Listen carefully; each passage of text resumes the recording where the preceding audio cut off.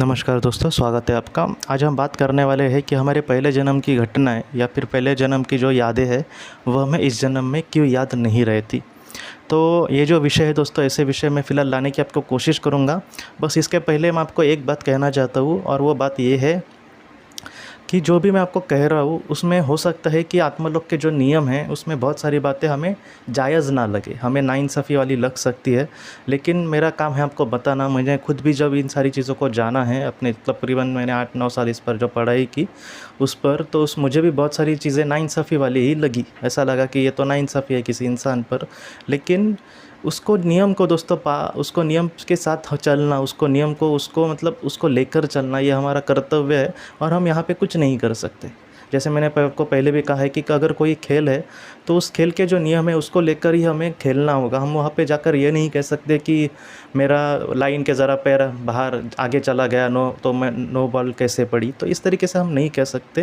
ये जो दुनिया है दोस्तों, वो जिस नियम पे चलती है उस कानून को समझना समझना बहुत ही महत्वपूर्ण है, और इस तरीके से ही जीवन चलता है। तो इन सारी चीज़ों को मैं आपको जो कह रहा हूँ इसमें बहुत सारी बातें हो सकती है कि नाइंसाफ़ी वाली लगे, मुझे खुद भी लगा था, लेकिन उसको लेकर ही हमें चलना होगा। तो इस तरीके से ये सारे जो नियम, ये जो मैं कहूँगा कि आत्मलोक का जो कानून है इस तरीके से चलता है। तो एक कानून ये है दोस्तों कि देखिए, मैं आपको शुरुआत से बताता हूँ इसका, ताकि किसी को ये ना लगे कि आगे की डायरेक्ट मैंने बात की।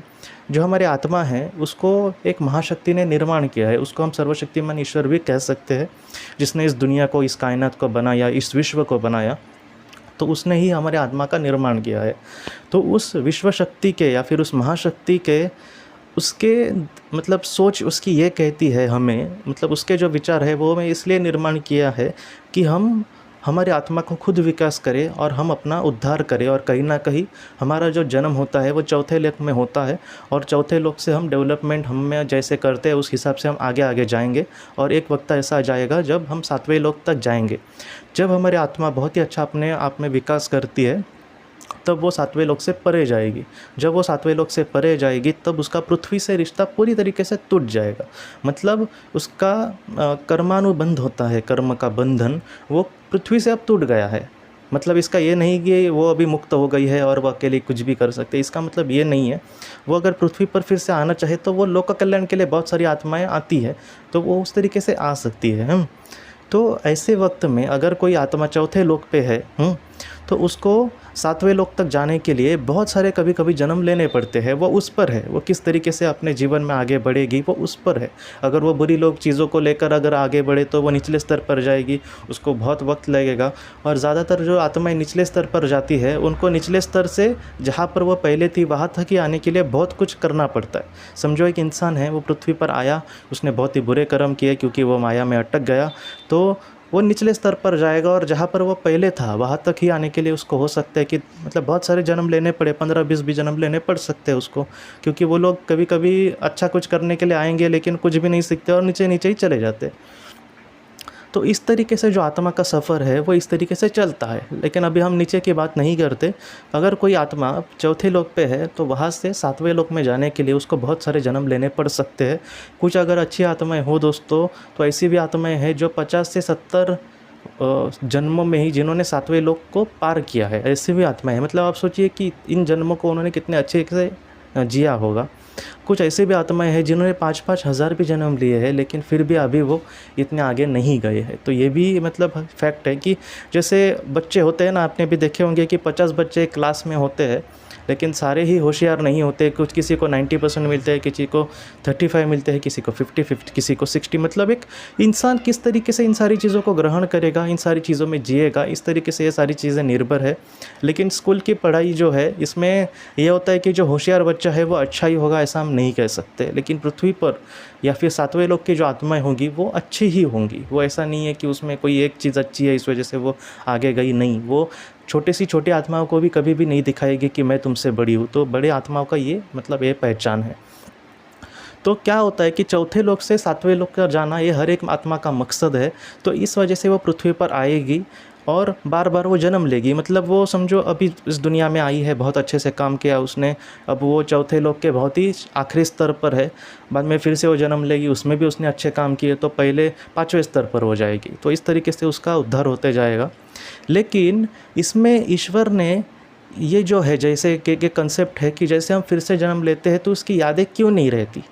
तो वो अगर उस हिसाब से हम बात करें, आत्मलोक के नियमों से अगर हम बात करें, विस्पया रतु ने इस पर यह कहा है कि ये इसलिए होता है कि जैसे मैं इस जीवन में आया हूँ, मैंने भी अपने जीवन में पूर्व जन्मों में बहुत कुछ कर्म किए होंगे। तो विस्पया रतु के अनुसार या फिर आत्मलोक का जो ज्ञान है वो हमें ये कहता है कि अगर कोई एक इंसान इस पृथ्वी पर आता है तो उसका जो सफ़र है वो सिर्फ इतना नहीं है। मैं अभी जितने सालों का हूँ, मेरा वो सफ़र, मेरे इस जीवन का सफ़र उतना है, लेकिन मेरे आत्मा का सफ़र हो सकता है कि हज़ारों साल पुराना हो। तो उसने ये कहा है विस्पया रतु ने कि अगर वो सारी बातें हमें याद रहने लगी या फिर याद रहे तो हो सकता है कि हम पागल भी हो जाए। ये क्यों उन्होंने कहा मैं आपको बोलता हूँ। उन्होंने ये कहा इसलिए कहा है क्योंकि इंसान के कुछ कर्म दोस्तों, ऐसे भी लोग आपने देखे होंगे कि जो बहुत पहले इतने अच्छे नहीं थे, लेकिन बाद में वो अच्छे अच्छे बन के आज इतने अच्छे बन गए हैं कि हमें अगर पता चले कि ये एक जन्म में बहुत बुरा था तो हम यकीन भी नहीं करेंगे। मतलब क्या है कि आत्मा प्रोग्रेस को ज़्यादा मतलब महत्व देती है। तो इस वजह से मुझे अगर पता चले कि किसी मतलब सैकड़ों नहीं हज़ारों सालों पहले मैंने कुछ बुरा किया था या फिर मैंने इस जीवन का इस तरीके से सामना किया था, तो हो सकता है कि मैं अपने जीवन में ही आगे बढ़ना चाहूँ, मतलब ना बढ़ना चाह मतलब इस तरीके से ना बढ़ पाऊँ। मैं आपको एक उदाहरण देता हूँ। कुछ ऐसी लड़कियाँ या फिर कुछ ऐसे लोगों पर दोस्तों मतलब हमले हुए या फिर उनके साथ कुछ क्राइम हुआ, तो ऐसे वक्त में आज भी वो लोग कहते हैं कि उस चीज़ को मतलब मैंने ऐसी घटना सुनी थी कि एक लड़की को किडनैप कर लिया गया था और बाद में उसके लिए फिरौती की रकम मांगी गई और वो किसी तरीके से वहाँ से बेचारी भाग गई। आज वो बहुत ही सुरक्षित जीवन जी रही है, लेकिन उस घटना ने उस लड़की पर आज इतना प्रभाव डाला है कि वो आज अकेली घर में रहने के लिए डरती है, कि वो आज अकेली रास्ते में चलने के लिए डरती है। अगर उसके घर में 2-3 लोग वगैरह हो तो ही वो शांति से सो पाती है, या नहीं तो उसको नींद नहीं आती। मतलब कि किसी एक बुरी घटना का एक इंसान पर कितना असर पड़ता है। देखो, ये तो 20-25 साल मतलब पहले की ऐसी बात है जो हमें भुला नहीं सके। आप सोचिए हमारे आत्मा ने कितने परिस्थिति का सामना किया होगा पहले। तो इस वजह से सर्वशक्तिमान ईश्वर के नियम में ये चीज़ कहीं ना कहीं बड़ी है कि हमारा जो जीवन है वो फिर से वहाँ से शुरू हो। लेकिन इसमें ये नहीं है, बहुत लोगों को ये भी लगता है कि इस जीवन में एक इंसान ने बहुत अच्छा काम किया और वो बहुत ही आगे के स्तर पर गया, अगले जीवन में वो पहले से शुरुआत करेगा। ऐसा नहीं है। अगर कोई इंसान बहुत ही अच्छे से प्रोग्रेस करता है, जैसे कोई आत्मा अभी 5वें स्तर पर है, 5वें लोक में, वो बहुत ही अच्छा काम किया, उसने अब 6ठे लोक पर गई है, तो वो जब फिर से जन्म लेगी पृथ्वी पर तो उसके जो विचार होंगे वो 5वें स्तर के जैसे नहीं होंगे, 5वें लोक के जैसे, वो भी 6ठे स्तर के जैसे उसके और उच्च विचार हो चुके होंगे। और हो सकता है कि वो जैसे उसने पहले जीवन में कर्म किए उससे बहुत अच्छा वो कर्म करेगी और अब आगे और आगे जाएगी। तो इस वजह से ज़्यादातर आत्माओं को पिछले जन्म की यादें जो होती है वो नहीं रहती। क्यों? क्योंकि वो जो सारी चीज़ें हैं वो हो सकता है कि उनको परेशान करे। आप सोचिए कि आपको मतलब हमारे सामने अगर किसी ने मतलब 1 टीबी की हार्ड डिस्क की लक रख दी या फिर कितने 5-10 टीबी की हार्ड डिस्क रख दी, मतलब 5000 जीबी की, और उसमें हमारे जीवन की बहुत सारी चीज़ें हैं, तो हम वो उसको ही देखते में हमारा पूरा जीवन चला जाएगा। हम नहीं कुछ करने की कुछ भी नहीं कोशिश कर सकते। तो इस ऐसी ये चीज़ें हैं, जैसे हमारे जीवन में जो हमारा डेटा है वो बहुत बड़ा होगा। हो सकता है कि हमने बहुत सारे जन्म लिए, उस सारे जीवन के कर्म, उस जन्म के बारे में सोचना, उस जीवन में वो क्या था, मैंने क्या किया वगैरह, इन सारी चीज़ों को सोचने में ही हमारा ज़्यादा वक्त चला जाएगा। इसलिए अच्छा क्या है कि हमने अपने जीवन में जो भी अच्छा इंसान है वो उसी तरीके से आगे बढ़ेगा। अगर कोई बुरा इंसान है, आप सोचिए अच्छे इंसानों का तो छोड़ दो, अगर कोई बुरा इंसान है, अगर कोई एक आत्मा है जो चौथे लोक में इसका निर्माण हुआ था, वो पृथ्वी पर आई और वो माया के पीछे भागने लगी और उसने कुछ बुरा किया, हाँ, तो ऐसे वक्त में वो नीचे गई है। हाँ, अभी वो नीचे गया इंसान, बाद में उसकी आत्मा आत्मलोक में चली गई जब वो इस दुनिया से चला गया। अब उसको बहुत बुरा लग रहा है आत्मा को कि मैंने इतना बुरा क्यों किया। अब वो सोचेगी कि मैं कुछ अच्छा करूँगा अपने जीवन में, और वो फिर से पृथ्वी पर आई। और ऐसे अगर इंसान को दोस्तों उसको ये लगे कि उसने कुछ अपने पुराने जीवन में, अब वो इस जीवन में आगे बढ़ने की कोशिश कर रही है, लेकिन अगर उसको ये पता चले कि गए जीवन में मैंने इतना बुरा काम किया था कि मैं बहुत ही निचले लोक पर गया था, तो आप सोचिए कि वो बहुत ही अच्छे से काम कर सकेगी क्या? वो नहीं कर सकेगी। तो इस वजह से ये जो बातें हैं वो हमें मतलब पुराने जन्म की यादें नहीं दिखाई देती। लेकिन विस्पे और ऋतु ने ये भी कहा है, जैसे आप लोग ये भी बहुत लोग पूछेंगे कि कुछ ऐसे भी लोग हैं जिनको अपने पहले जन्म के बारे में कुछ पता है। तो विस्पे और ऋतु ने इसके बारे में ये कहा है कि बहुत बार पुराने जन्म को हम माने, या फिर पुराने जन्म में जो भी गलतियाँ की थी, या फिर पुराने जन्म में जिस वजह से हमारे आत्मा का उद्धार किया था, जो हमारे लिए महत्वपूर्ण बातें हैं। जैसे मैंने कोई गलतियाँ की तो मैं वैसी गलतियाँ फिर से नहीं करूँगा और जीवन में आगे बढ़ूँगा। मैंने अगर कुछ पहले अच्छा किया था तो हाँ, मेरे अंदर कॉन्फिडेंस आ जाएगा कि हाँ, मैंने किसी वक्त एक अच्छा किया था, अभी मैं उससे बहुत अच्छा करने की कोशिश करूँगा। तो इस तरीके से अगर हम आगे बढ़ेंगे ना, तो वो हमारी आत्मा के लिए बहुत अच्छी बात हो सकती है। तो वो बहुत ऐसे भी मतलब वाक़या हुए हैं जहाँ पर उन लोगों को अपने पुराने जन्म भी याद आए। तो ये जो जीवन है वो इस तरीके से चलता है। मैंने पहले भी आपको कहा था और अभी भी कहता हूँ कि इसमें अपवाद भी बहुत है। जैसे ये जो बात है, जैसे पुराने जन्म याद ना आना, इसके फ़ायदे मैंने आपको बताए, लेकिन कुछ बुरे भी ऐसी बातें हैं। जैसे कोई इंसान ऐसे भी होते हैं कि जो कुछ सीखते नहीं जीवन से और बार बार वही गलतियां करते रहते हैं। अगर इनके जीवन में ये देखे कि पहले जीवन में मैंने ऐसी ही गलती की थी, तो ये इस जीवन में नहीं करेंगे वो, क्योंकि उनको पता होता है कि इसका मतलब बहुत बड़ा खामियाजा मुझे भुगतना पड़ा। तो ऐसी भी मतलब कुछ चीज़ें हैं जो बुरा प्रभाव डालती है। लेकिन मैं फिर जैसे शुरुआत में कहा था वही आपको फ़िलहाल कह रहा हूँ कि हमारे हाथ में ये नियम नहीं है।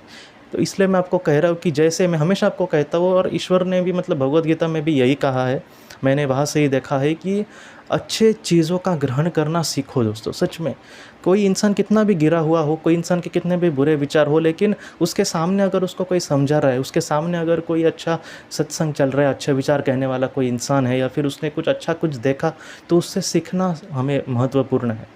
कभी कभी कोई इंसान मतलब एक गरीब इंसान ही किसी दूसरे गरीब को कुछ देता है, तो उससे हमें सीखना चाहिए कि इसके पास कुछ नहीं है लेकिन फिर भी वो दे रहा है, मेरे पास थोड़ा बहुत कुछ है, मैं ज़रूर देने की कोशिश करूँगा। तो ये मतलब जीवन का ये ना दोस्तों, ये ऐसा पाठ है जो किसी किताब में नहीं सिखाया जाता। जो जीवन नाम की किताब है वो हमें सिखाती है, उसके पाठ हमें ग्रहण करना होगा। इसलिए दोस्तों सच कहता हूँ कि जो भी कहीं भी अच्छी बातें हमें सुनाई दे, या फिर कोई अच्छा कुछ कह रहा है, तो उसको ग्रहण करने की कोशिश करें। ऐसा नहीं है, मैं आपको सच कहता हूँ, किसी को चेहरा दिख सकता है कि कोई ये बोल रहा है, अमुक अमुक बोल रहा है, ये कोई मतलब एक इंसान बोल रहा है, लेकिन आपको जब मतलब हम आत्मलोक में चले जाएंगे तब हमें पता चलेगा कि वो कोई इंसान नहीं बोल रहा था, बल्कि हमारे आत्मा ने हम सुधर जाए या फिर हम अपने जीवन में कुछ अच्छे मूल्यों को लेकर आगे बढ़े, इस वजह से उसने हमारे वो सामने वो सारी चीज़ें लाई थी जहाँ पर मैं अपने जीवन में कुछ अच्छा अपने आप में बदलाव कर सकता था। तो ये सारी जो चीज़ें हैं, हमें लगता है कि कोई हमें कह रहा है, नहीं, अगर कोई निस्वार्थ रीति से आपको कुछ कहने की कोशिश कर रहा है तो आप मत ये समझिए कि इसमें उसका कुछ फ़ायदा होगा। आप ये समझिए कि मैं मतलब मेरी आत्मा ने ये सारी चीज़ें हमारे सामने लाई है क्योंकि वो मुझसे कुछ चाहती है इन सारी चीज़ों में। तो हमें इस तरीके से दोस्तों आगे बढ़ने की कोशिश करनी होगी। इसलिए ज़्यादातर इंसान को अपने पुराने जन्म याद नहीं रहते, क्योंकि वो अपने जीवन में कैसे न कहीं जो भी निर्णय लेगा या फिर जो भी फैसला करेगा, उसमें नैसर्गिक रीति से वो मतलब अपने सोच सूझबूझ के साथ वो उसको फैसला कर सके। ऐसा नहीं है कि अगर वो किसी पर अन्याय करता है तो उसको कोई कहने वाला ही चाहिए कि तो किसी पर अन्याय कर रहा है, उसके मन को लगना चाहिए कि हाँ, मैं किसी पर अन्याय कर रहा हूँ। तो इस तरीके से दोस्तों हमें अपने जीवन में आगे बढ़ना चाहिए। जैसे बाइबल में एक शब्द कहे है कि तुम सामने वाले के साथ ऐसा ही व्यवहार करना जैसे तुम्हें अपेक्षित है कि सामने वाला तुमसे व्यवहार करता है। तो इस तरीके से हमें जीवन में आगे बढ़ना होगा कि मैं अगर किसी को दुख देता हूँ तो नहीं, मुझे इच्छा नहीं है कि कोई मुझे दुख दे, तो मैं भी दूसरे को दुख नहीं दूंगा। तो इस तरीके से अगर हम अपने जीवन में आगे बढ़े, सच में दोस्तों हमारे आत्मा का उद्धार होना कोई मतलब बड़ी बात नहीं रह जाएगी अगर इस तरीके से अगर हम कर्म करते। तो दोस्तों आज की वीडियो जो बनाने का मकसद यही है कि हम अपने जीवन को पहचानें।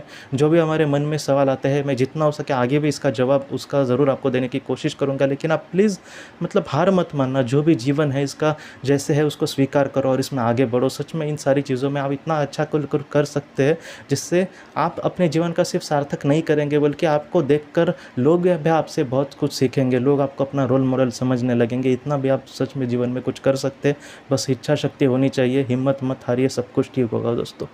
तो दोस्तों हम अपनी अगली वीडियो में मिलते हैं। आप अपने परिवार का ख्याल रखना। आपका दिल से शुक्रिया दोस्तों, सचमुच धन्यवाद।